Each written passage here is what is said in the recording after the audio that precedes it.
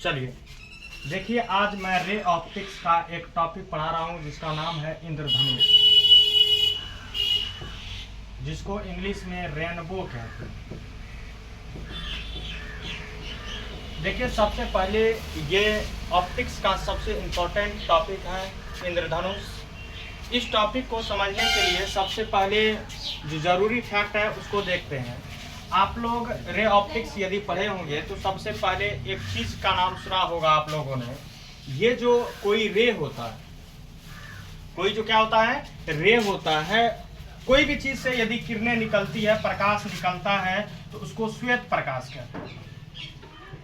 श्वेत प्रकाश, जिसको white light कहते हैं, इंग्लिश में व्हाइट लाइट कहते हैं। और इसमें 7 रंग होता है। जो श्वेत प्रकाश होती है इसमें 7 रंग होता है। और आप लोग ये भी चीज पढ़ा होगा कि देखिए, ये जो आप लोग को दिख रहा होगा ये प्रिज्म है। ये प्रिज्म से होकर के यदि श्वेत प्रकाश यदि किसी प्रिज्म पर पड़ती है तो 7 अलग अलग रंग में विभक्त हो जाता है।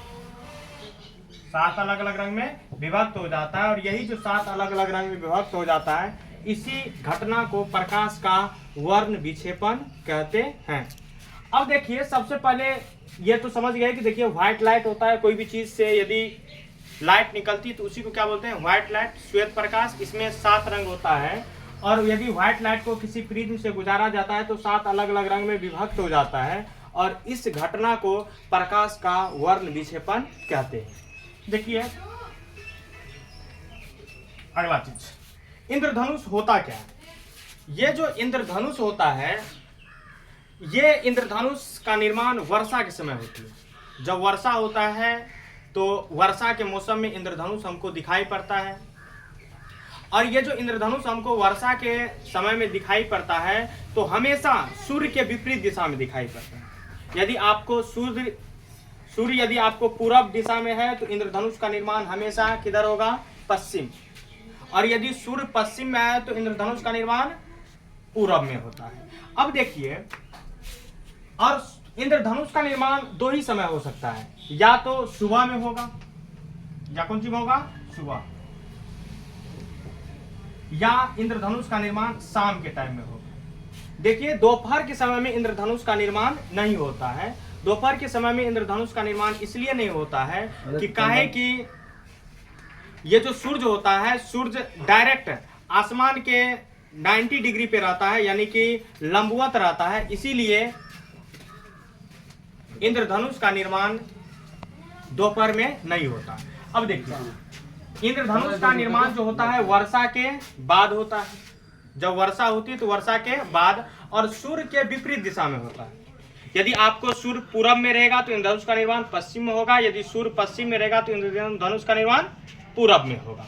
लेकिन दोपहर के समय नहीं होगी। इंद्रधनुष का निर्माण 2 ही समय में हो सकता है। एक बार या तो सुबह में होगी और या तो शाम में होगा। दोपहर में इंद्रधनुष का निर्माण नहीं होगा। देखिए, अब देखिए क्या होता है कि इंद्रधनुष का निर्माण वर्षा होने के बाद होती है। और यह एक प्राकृतिक स्पेक्ट्रम होता है, या एक अर्धवृत्ताकार। देखो, ये जो इंद्रधनुष होता है, इंद्रधनुष एक अर्धवृत्ताकार स्पेक्ट्रम होता है। अर्धवृत्ताकार का मतलब यानी कि वृत्त के जैसा आता है, यानी कि अर्धवृत्त है। और यह एक प्राकृतिक स्पेक्ट्रम है जो सूर्य के विपरीत दिशा में दिखाई पड़ता है। अब देखिए क्या होता है कि ये जो इंद्रधनुष होता है, इंद्रधनुष का निर्माण कैसे होता है। इंद्रधनुष का निर्माण होता है, ये जो क्या बोले कि इंद्रधनुष का निर्माण वर्षा के बाद होती है। तो वर्षा होने के बाद यदि होगी इंद्रधनुष का निर्माण, तो क्या होता है कि ये जो वायुमंडल है, वायुमंडल में वर्षा के जो बूंद है, और वर्षा के बूंद लगभग गोलाकार होता है।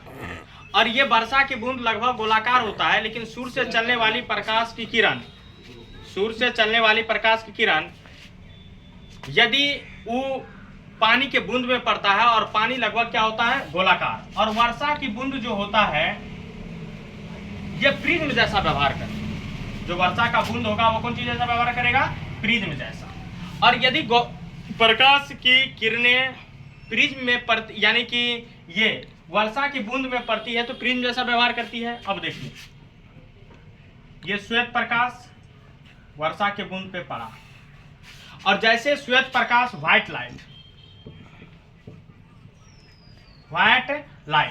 व्हाइट लाइट जैसे वर्षा की बूंद पे पड़ता है, ये वर्षा की बूंद है, वर्षा की बूंद, और ये जो वर्षा की बूंद होता है यह प्रिज्म जैसा व्यवहार करती है। जिस प्रकार प्रिज्म व्यवहार करती है ठीक उसी प्रकार वर्षा की बूंद व्यवहार करती है। तो अब देखिए कि वर्षा की बूंद पर व्हाइट लाइट पड़ा, और जैसे वर्षा की बूंद पे व्हाइट लाइट पड़ता है तो वर्ण विक्षेपण की घटना घटती है। इससे पहले आप लोग को हम बता दिए हैं कि देखिए कि यदि प्रिज्म को यानी कि श्वेत प्रकाश को किसी प्रिज्म से गुजारा जाता है तो 7 अलग अलग रंग में क्या हो जाता है, विभक्त हो जाता है। उसी प्रकार देखिए कि जिस प्रकार यानी कि ये व्हाइट लाइट जैसे ही वर्षा के बूंद पे पड़ेगा और पहला छोर पे पड़ेगा तो यहाँ पे प्रकाश का वर्ण विक्षेपण होगा।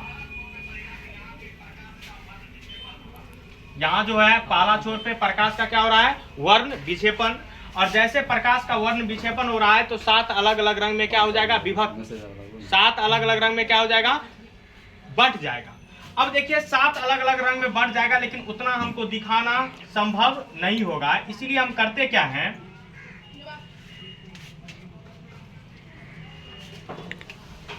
दो ही रंग को लेते हैं।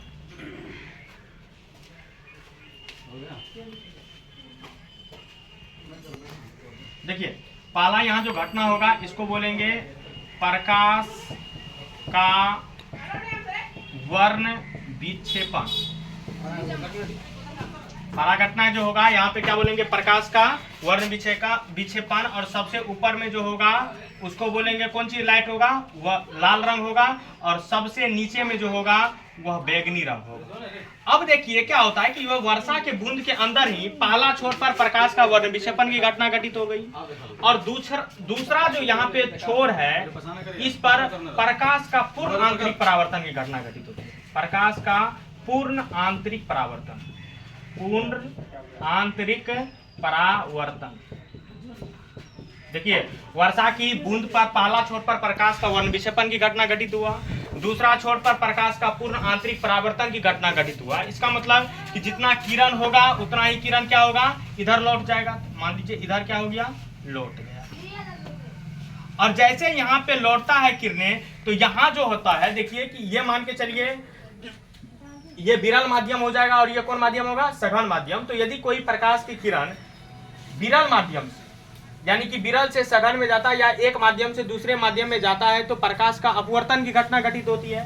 तो यहाँ जो तीसरा छोर है यहाँ पे प्रकाश की अपवर्तन की घटना घटित होती है, यहाँ पे प्रकाश का अपवर्तन। देखो तीसरा केस पर होगा प्रकाश का अपवर्तन, तीसरा केस में होगा प्रकाश का अपवर्तन की घटना, और ये तीनों घटना घटित होने के बाद तब होता है इंद्रधनुष का निर्माण। तो देखिए सबसे पहले क्या होती है कि इंद्रधनुष का निर्माण जो होता है वो वर्षा के बूंद से होता है, यानी कि वायुमंडल में वर्षा होने के बाद वायुमंडल में वर्षा की बूंद रहती है, और वर्षा की बूंद जो होता है वह गोलाकार होता है, और वर्षा की बूंद जो होती है वह प्रिज्म जैसा व्यवहार करती है। और जैसे ही वर्षा की बूंद में श्वेत प्रकाश, सूर्य से चलने वाली प्रकाश की किरण प्रवेश करती है तो पहला जो घटना घटित होती है प्रकाश का वर्ण विक्षेपण होता है, और जैसे प्रकाश का वर्ण विक्षेपण की घटना घटित हुआ तो यहाँ पे क्या होता है, 7 अलग अलग रंग क्या हो जाता है, विभक्त हो जाता है, जो सबसे ऊपर में लाल रंग होता है और सबसे नीचे में बैगनी। तो उसी प्रकार देखो कि वर्षा के बूंद के दूसरे छोर पर प्रकाश का पूर्ण आंतरिक परावर्तन की घटना घटित होती है, जो हुआ, और होने के बाद तीसरा छोर पर होता है प्रकाश का अपवर्तन की घटना, और यह तीनों घटना घटित होने के बाद तब बनता है कौन चीज, इंद्रधनुष का निर्माण होता है। देखिए और ये जो होता है